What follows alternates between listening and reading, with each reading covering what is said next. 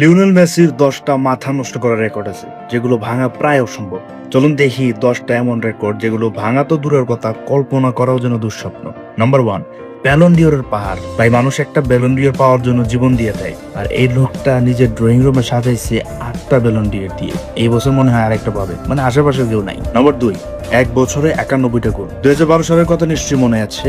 এক বছরে 91টা গোল। ফিফা গেমসের বিগিনার মোডেও এত গোল দেওয়া অনেক টাফ। গিনেস বুকে এই রেকর্ডটা এখন পুরো লক করা অবস্থায়। নাম্বার 3, এক ক্লাবে 672টা গোল। বার্সার হয়ে একাই দিয়েছেন 672টা গোল। কিংবদন্তি পেলের রেকর্ড সেই কবেই গায়েব করে দিয়েছে।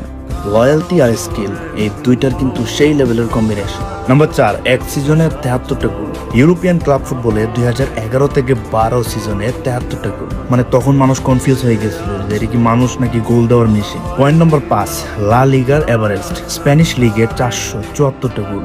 2 নম্বরে থাকা রোনালদোর চেয়েও যোজন এগিয়ে। এই রেকর্ড ভাঙার কথা কেউ স্বপ্নেও ভাবে না। নাম্বার 6, ইউরোপিয়ান গোল্ডেন শু 6 বার। ইউরোপের টপ লিগগুলিতে সবচেয়ে বেশি গোল দেওয়ার এই অ্যাওয়ার্ড সে 6 বার গড়ে তুলেছে।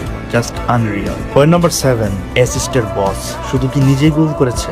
না ভাই, ক্যারিয়ারে অ্যাসিস্টের সংখ্যা 375-এর বেশি। সে নিজে তো খাইছে, অন্যদেরকেও পেট ভরে খাওয়াইছে। পয়েন্ট নাম্বার 8, টানা 4 বার ব্যালন ডিওর। 2009 থেকে 2012 সাল পর্যন্ত এক টানা 4 বছর দুনিয়ার সেরা। টানা এতবার কেউ এই ট্রফি ছুঁয়েও দেখতে পারেনি। পয়েন্ট নম্বর 9, বিশ্বকাপের সবচেয়ে বেশি ম্যাচ।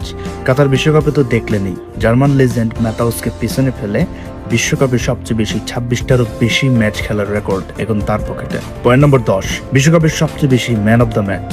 ভাই, এত বড় মঞ্চে 11 বার ম্যাচ খেলা, এটা কিন্তু একদম আলটিমেট লেভেলের পারফরমেন্স।